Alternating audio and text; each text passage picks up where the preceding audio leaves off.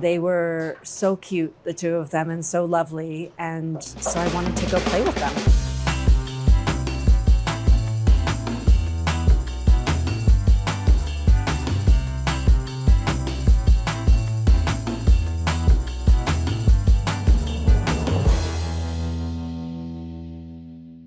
I just want to start, I mean, obviously the script is so unique and I'm just wondering how it evolved into what it is.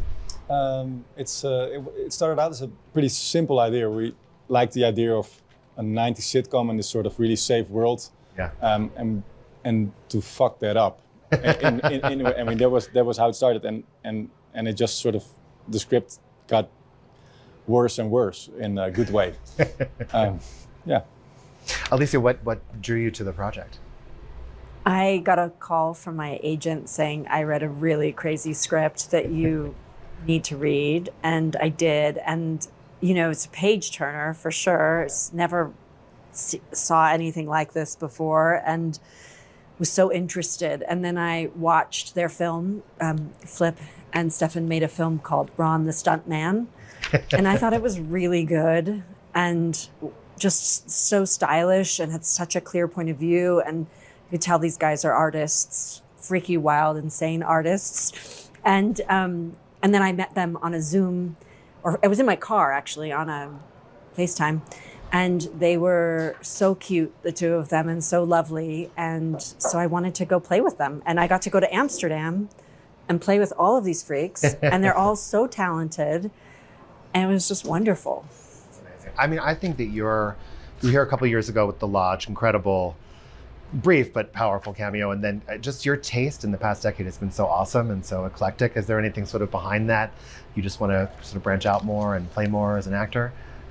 Well, a long time ago when I made some changes and someone said to me, you don't need to do, I don't care if you don't work for 2 or 3 years, just only do what you love. And that was so strange to me. Like, I can do what I love? What do you mean? That we don't have to agonize over this decision? And so I've just been having fun playing. And I did a lot of theater. Yeah. And when I was doing theater, they let me do things that they weren't letting me do in movies. And from that theater stuff, I think they let me start doing it in movies. So, you know, awesome. Playing with really interesting filmmakers like Yorgos Lanthimos and, sure. Yeah. but also David Mamet and Donald Margulies and Laura Linney, and just doing these interesting artistic projects have been sort of, I just get to go where it feels inspiring and exciting. And I think that's what's happening. Did that feel impossible to you at one point, especially in the 90s and early 2000s? I don't know that I thought about it like that. Yeah. I just wanted to be an activist and run away, I think, at first, because it was all just so overwhelming. So now I get to just do fun things and awesome. Go where it feels challenging and inspiring and weird. And I feel like I'm getting to I continue to do very strange things over and over again, and it's really fun. like this, which is fantastic. It is. How did you this part. Sort of? I mean, obviously, as sort of absurdist and high concept and amazing as it is, the familial dynamic is really important. So, did you do anything to bond these guys as a family? Yeah, I put them in a studio for 22 days. Oh, that's all it took. Yeah. Yeah, I mean, that was the cool thing. It was like a sort of an ensemble movie, having these two families, the Russians and the Americans, yeah. In this one set. And that was, I mean, there were a couple of other actors for small moments, but that was the basis of this film. So I think that brought everyone together, really. So, yeah. Did you guys happen to see any cheesy 90s sitcoms to reference for the performances, and what were they? I mean, I saw a bunch, but not necessarily as a reference, I don't think. Yeah. No, it's in there. It's just in our DNA, yeah. I think. Yeah, it's true. I mean, I grew up with it. Yeah, I like to watch it still. Yeah. Well, not anymore so much, but I watch Full House like all the seasons. Really? Yeah. Oh, it's just nice. It's comforting. Yeah. So now this, something different. Awesome. What was your experience like working with Alicia? Well, very freaking cool, because she's obviously amazing. And yeah, and above all, like, very inspiring and mostly very fun.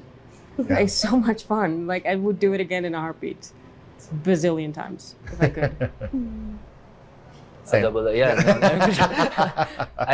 I always like when we work with bigger actors and then find out that they're really comfortable, nice people who are mothers and beautiful, beings instead of just this sort of screen.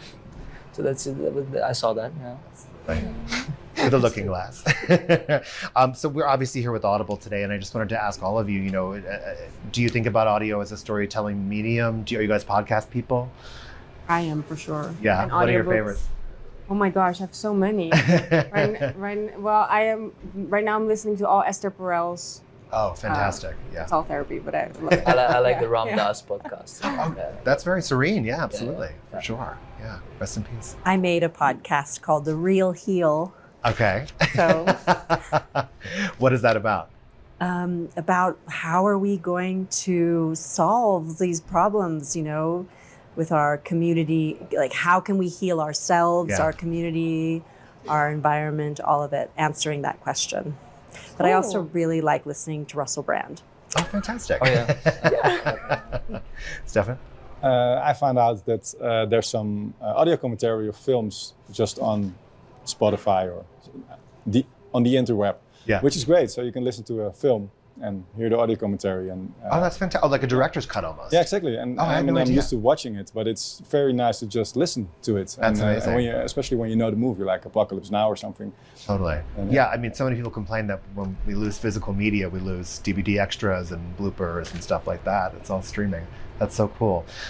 Lisa, I know you're probably going to kill me, but after your Clueless commercial was such a huge success, was there any real traction about talking about sequel, reboot, nostalgia, 90s crazy, anything there? I think people are talking about that all the time, at all times since that happened. So it's been, I don't know, has it been 30 years yet? I don't know. People can't let it go. Everyone loves it. But yeah, that always is a fun conversation. And everybody, it's so lovely to see how people just still love that movie. It's very nice. Absolutely.